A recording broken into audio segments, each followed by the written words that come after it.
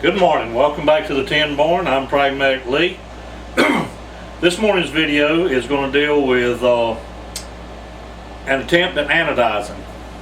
Some of you may recall in a previous video where I made the pieces for the pencil holders to resemble a pistol revolver. I've had real good response to that. But this morning, as I mentioned in that video, I'd like to try my hand at anodizing, turning this aluminum into something a little different color. Here's one I did in red. This is the first thing I ever anodized. I don't really know a lot about, I don't know anything about anodizing except a few videos I've watched.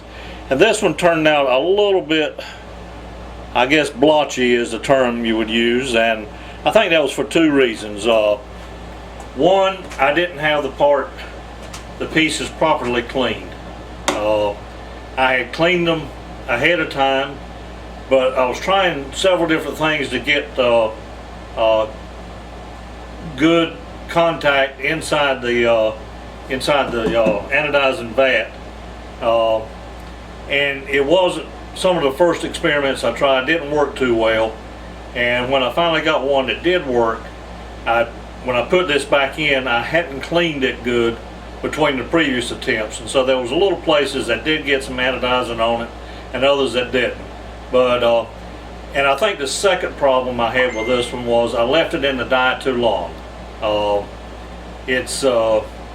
I'm using regular, I'll go over it a little bit more later in the video, but I'm using just regular right dye. And this morning what I'm going to do is try making one blue and another one black. If you hear my phone in the background this morning, please excuse that, but I was on Facebook a few nights ago and run across some high school friends, or we've been friends on Facebook for a while, but we got to talking, and we had just lost two of our classmates to kind of unexpected deaths in a short period of time. And so several of us got to talking about the possibility of let's have an impromptu class reunion. It's been 46 years.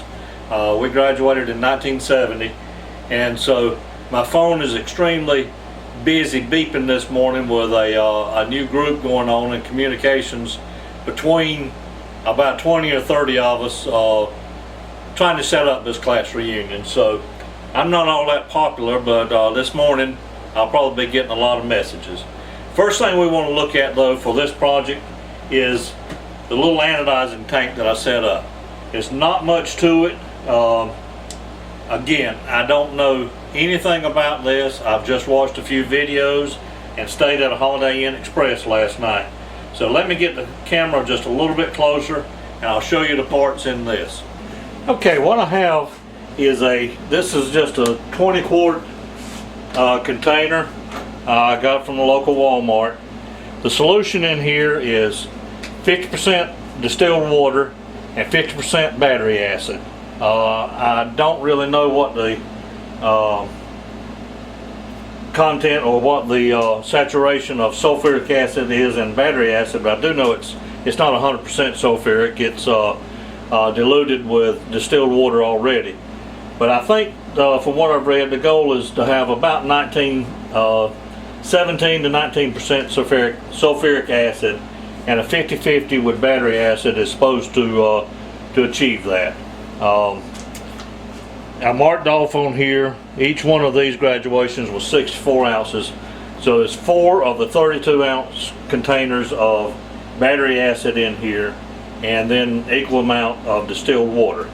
Even though I'm usually the only one in my shop, I still went ahead and labeled this, simply printed out some acid warning signs and put on the side of this, just in the event somebody else does come in, and a reminder to myself at some later time. Now, what I did to make the plates inside is just some aluminum plate that's probably a little over 1/16 of an inch thick. I don't know whether that's good, bad. it works so far.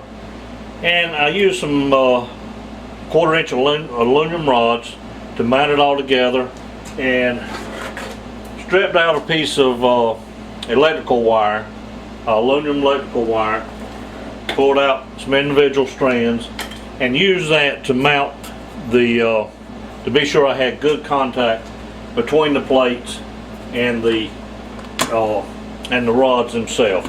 We'll hook our power supply up to the outside on one of these, and the other one will be to our rod that'll be down in here that's holding the actually be holding the part that we're going to be anodizing. I have a piece of plastic that goes across here. Get it lined up about right, and that will set down in there like that. So what I'm going to do now is carry this outside. This puts off some pretty strong fumes, and so I think what I'm going to do, though, I noticed after I picked this up and dropped it back in there that some of the scaling is coming off of the plates that's in there right now. So I'm going to carry the vat outside, and then I'm going to come back in and clean these plates up so we know we got a good fresh start. Alright, these pieces, the plates cleaned up very nicely. You recall there's a black film on that. They cleaned up very simply, just rubbed a piece of steel wool over them. So I'm going to get gloved up, carry this out to the vat, and be back in here in just a second. Alright, to wash these, I've just got some soapy water here. Now this that I'm washing it in is just regular tap water. I'll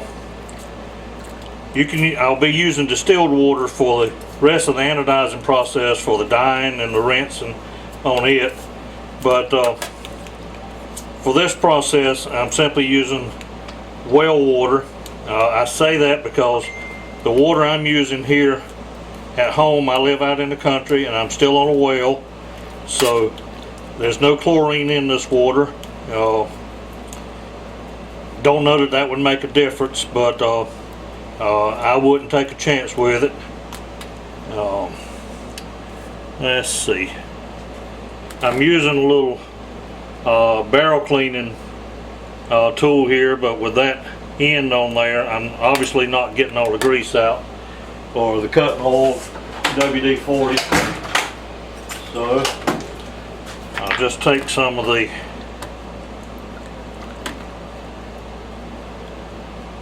little pads, and it is very important to clean this stuff good. In a different lifetime, many years ago, I did some construction work for a few years. Pretty much hated every minute of it, but I heard a man say one time, doing some finish work, he made a comment about, well, that's alright, just leave it for the painter, he'll take care of it. The painter happened to be close by and heard that comment, and he said, don't depend on the painter to do anything but change the color. And I guess that might be the case sometime, but in this case, don't depend on any of the rest of the processes to clean any part of this. Clean it as good as you can now, because I'm convinced that your final result will be 100% dependent on how good of a finish you give this, or how good of a cleaning you give these pieces. So I'm going to go ahead and clean the rest of these, and then we'll mount one of them up to actually start dipping down in the vat, in the anodizing vat. Alright, I have one of our bases and one of our pencil holders mounted to this rod. Now I don't recommend it, but I couldn't really come up with any other way of doing it, but I'm actually using a galvanized screw that'll be down in here. it's going to cause a pretty strong reaction, bubbling. But I did find by just trying to hang this on aluminum wire through this rod, I was not getting good enough contact. That was some of the learning process of that red one I showed you in there, trying different things. I wound up putting a galvanized screw through this and threading it into the pencil holder itself. Now that's giving me good contact between the base and the rod, and between the pencil holder and the rod here as well. These two surfaces will be covered up. This will be the eventual very bottom of it, which will have a no skid mat on it, and of course then this will be clamped down to that. So just the outside parameter of that is all that will show. Perimeter, not parameterly. Alright, so we've got that set down in there, and it is completely under the water. I want to be sure I get all the bubbles out of the pencil holes. Matter of fact, let me be absolutely certain of that. Keeping it underwater.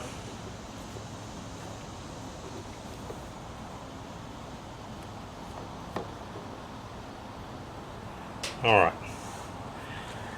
Now we're going to take just our regular, this one called a Ship and Shore battery charger in manual mode. We'll be hooking our, it is not plugged in now, we'll be hooking our negative to the plates themselves, being sure we've got an absolutely good contact.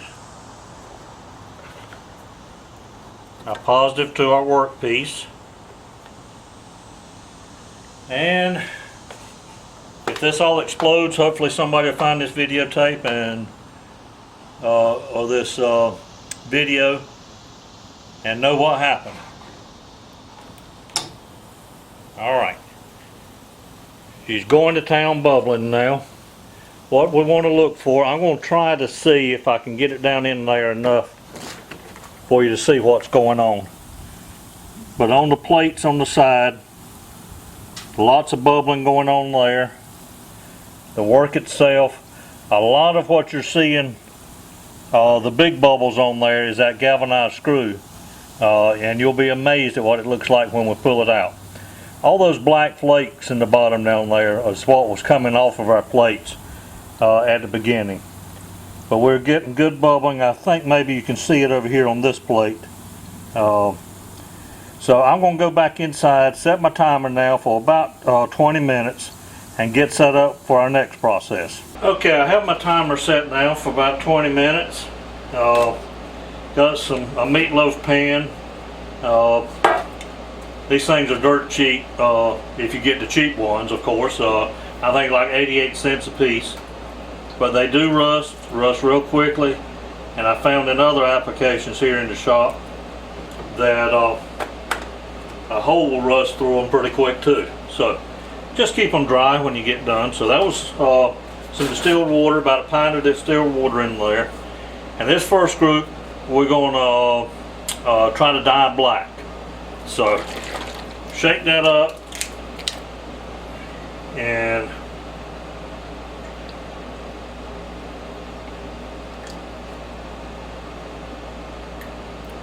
about that much. I have no idea, y'all. I'm experimenting right now just like the rest of you. Or not like the rest of you, maybe y'all know what you're doing. Let's stir that up good. I'm going to set that up on my hot plate.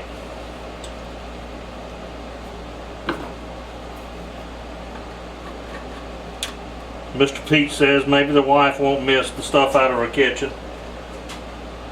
But that's a candy thermometer. We're looking about 140 to 150 degrees here. So I'm going to let that go. In the meantime, I'm going to set up another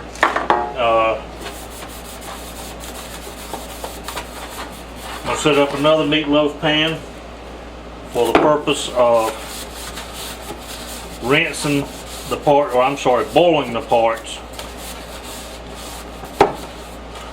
we'll run them in the dye immediately out of the anodizing vat until we got it to about the color we think we want or we can achieve. Then once we take the dye off the burner, we're going to put this up there and actually try to get it to a boil. And the boiling, from what I understand, is to seal the parts in. Anodizing, as I understand, is nothing more than controlled erosion. We're eroding the piece with the sulfuric acid.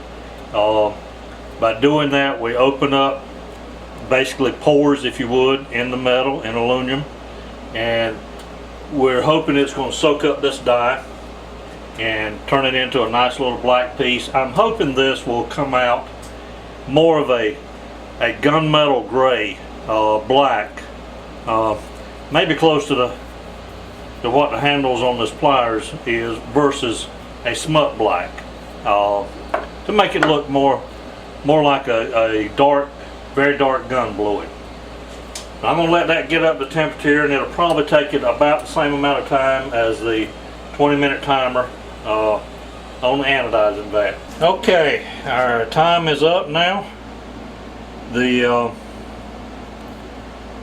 Got the piece out of the anodizing vat, and I'm going to very gently try to remove this screw. You won't believe the shape of this screw is in just such a short time.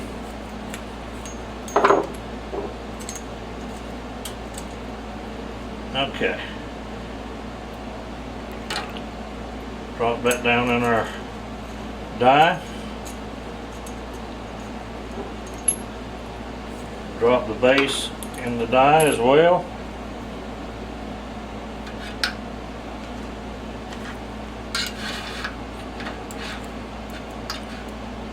And I think I'll be able to see pretty quickly if it's going to, if the pores are open, if that's the correct term to use. If I can find one of the holes in there to pick it up with. I've got the dye off of the burner now. Oh yeah, it's taking dye.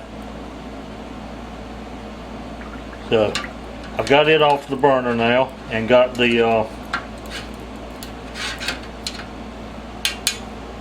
got another pan up here, and got a hot pad in hot plate. Alright, let me get this and then I'll try to talk. Alright, it looks like it's taking dye. We got the dye off now, sitting over here. Got it up to about 150 degrees, so it should hold its heat for a little while. And just letting the pieces soak in there. I'll move them around some, just to be sure it picks up the dye evenly. Up here on the hot plate, I have another pan of distilled water going that I'm going to try to get up to boiling. It's only up to about 125 degrees now, so it's got a ways to go. But while it's going, I'm just going to keep watching this in the dye.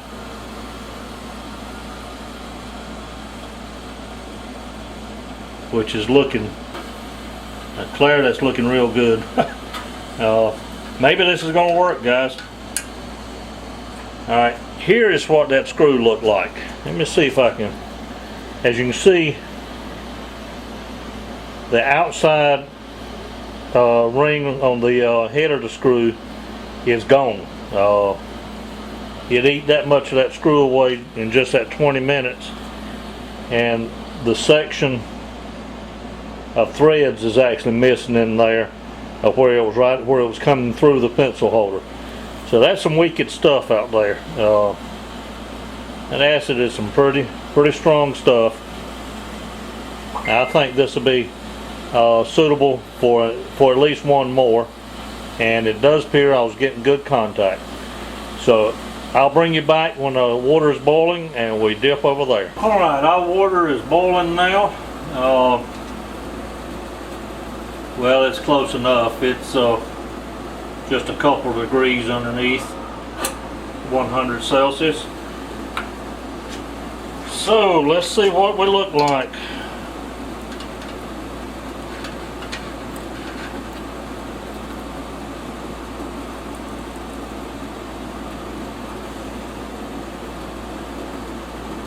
Well, I can assure you guys this is just pure luck, pure coincidence, but I couldn't ask for a butter gunmetal color than that. All right, let's seal it up. Of course, some dye is going to bleach off in the boiling water.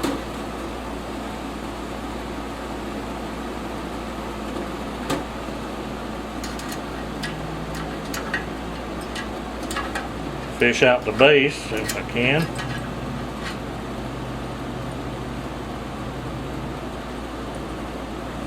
Alright, I know there's a hole in there somewhere. There it is.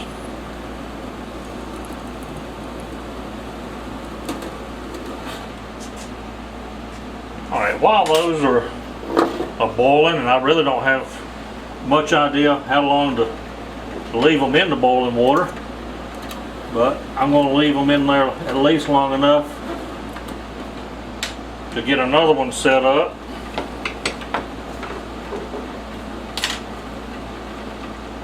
If I can find that screw. It's going to be hotly.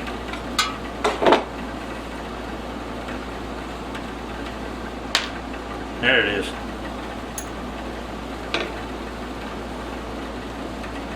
Alright, she's boiling good now. So I'm going to set up another one that I'm going to do black.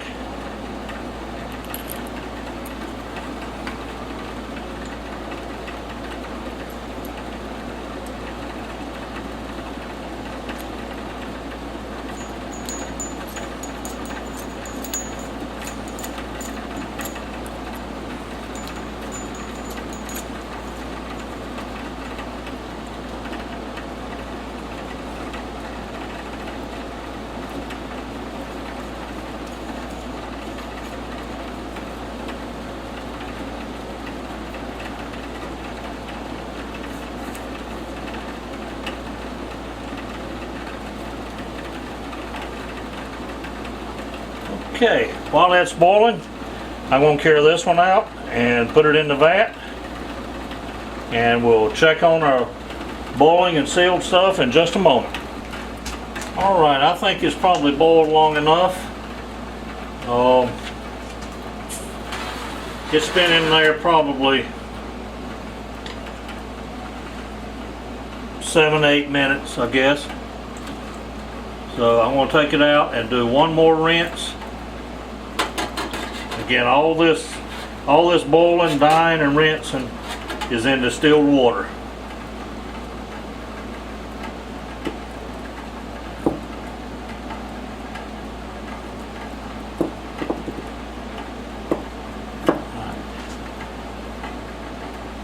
I'm going to let that set upright for a while. And grab a paper towel and just blot that a little.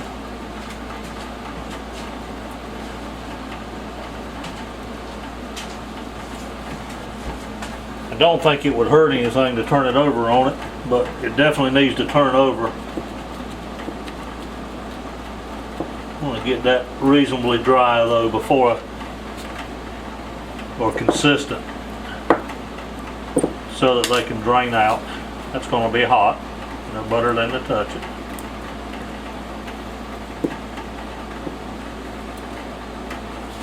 Okay. The base is under here.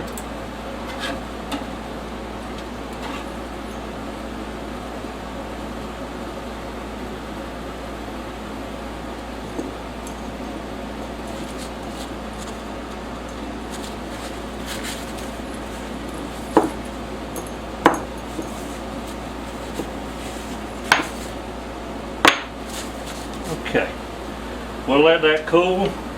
I'm going to set the dye off. I'm sorry, the the first rinse.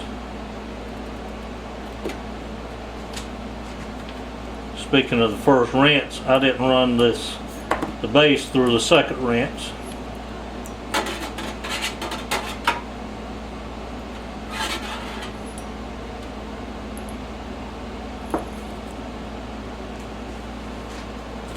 Blot that just a little. That doesn't appear to have quite as even an anodizing on it as the cylinder does. We'll see what it looks like after it all dries and cools off. Now I'm going to put my dye back on the burner, bring it back up to 150, 140, 150, and repeat the process for the second one that I'm doing in black. After I do that, after I finish this second one, I'm going to save this dye. I'll put it in a jug just like I did the red dye. But then I'm going to try doing one. I've got one more of these made up, and I'm going to try it in a, this is called a royal blue. I suspect on metal this to come out more of a Carolina blue, if you're familiar with University of North Carolina. But we'll see how it does. I mean, who knows? We'll see how that does. I'll bring it back when we get a little closer to the finished product. Okay, I finished up the anodizing I'm going to do today. And overall, I'm pretty well pleased with it, especially being the first time. I did try this one earlier this week. And as I say, I think I might have, well, I know I didn't have it clean. To begin with, didn't have it as clean as it should have been, but overall I think it turned out okay. Now each one of these is going to get, this is toolbox liner right here, toolbox drawer liner that glued to the bottom of them, and that just helps keep them still sitting on the desk. So there's the way the red one was. This was the first black one that you saw me doing. I don't know whether you can see it on the camera or not, but there's a couple of little streaks right there. I'm not really sure what caused that, unless it was just not as clean. A couple of spots just not as clean as the other, but it turned out kind of a dark gunmetal gray. This is where I had it bolted up to the rod in the vat, and as you can see, it was making good contact with this. But of course it didn't get anodized. But again, it's going to have the liner on the bottom. The next black one I did, I actually added a little more black to it. Make it just a little darker. Maybe you can see it. See the difference in the two of them. But I think overall I probably put about half that bottle of black dye in there to come up with this. This is but this is one of the, actually it is the first one of these that I made, and it was an experimental person. As you can see, the flutes in here were deeper than I really wanted them. So this is sits on my desk out here in the shop. And to show you why it's so important to clean everything, see if I can actually get this to show up. See the little spot right here? That wasn't quite clean. There was a little bit of oil left on that. The rest of them, it cleaned and anodized all the way through, but that one spot just didn't pick up the dye. And of course it won't pick up the dye unless it's been corroded or anodized in there. So those two, I think, this is perfectly fine, of course, for my desk. I think that's fine for whoever decides they want that one. And then this is the blue one. The blue dye turned out, I like the color. It's a good royal blue, cobalt blue, but it's a little speckled, and I'm not sure whether that was in the dye. I think the part was clean good. Just not sure what made that difference. Again, I'm experimenting now, working on these pieces. So I learn as I go, and I do realize there is anodizing dye available commercially versus this versus this liquid dye for, I'm assuming this is for clothes, for material. I can tell you one thing, it'll dye whatever you get it on, be it a shop rag or your hands, whatever. Just one more word of caution. If you attempt to try this, you are working with acid. You're working with sulfuric acid out of a battery. Glove up good. Be extremely careful about splashing. You don't want to splash the stuff on you. As a matter of fact, when you put it in the vat, let me double check my notes here. I don't want to tell you wrong.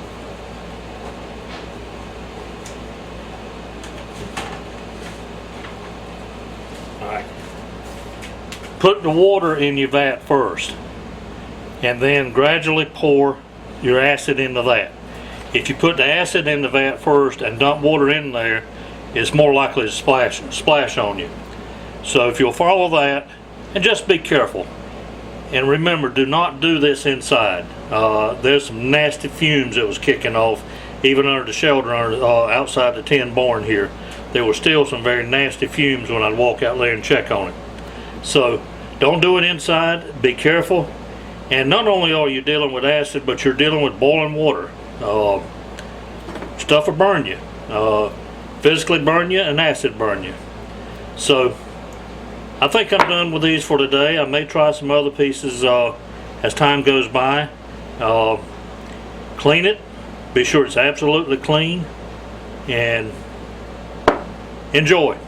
One more final thought. As I was thinking about what might have caused some of this blotchiness on some of them in places, and a little bit of streaking, I think before I anodize anymore, probably what I'll do is try some trial pieces. But I think what I'm going to do is actually boil them first. I'll wash them in the soapy water like I did before, but then actually boil them first. It's very possible that as much WD-40 as I used on these as I was cutting, and again, these bases actually haven't been turned. They were just brushed off with a or were not faced. They were just done with a little steel wool to clean them up a little bit. I think it might be a good idea to try boiling them first, just to remove any contaminants that might be on the surface of the aluminum. Wash them again. I'm going to try washing them with good soapy water to begin with, and then just drop them into a distilled water. Boil them. Try to remove any impurities whatsoever that might be on them, and try that. So again, guys, I hope you enjoyed this video. It's a learning process for me. About the only thing I've got left to do now is find somewhere in my shop that I can put all this stuff. I've got 3-gallon jugs, one with black dye, red dye, and blue dye. I've got rinse water, hot plate, the vat of acid.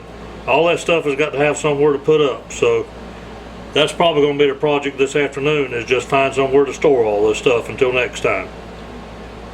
Hope you have a good week, and I'll see you on the next video.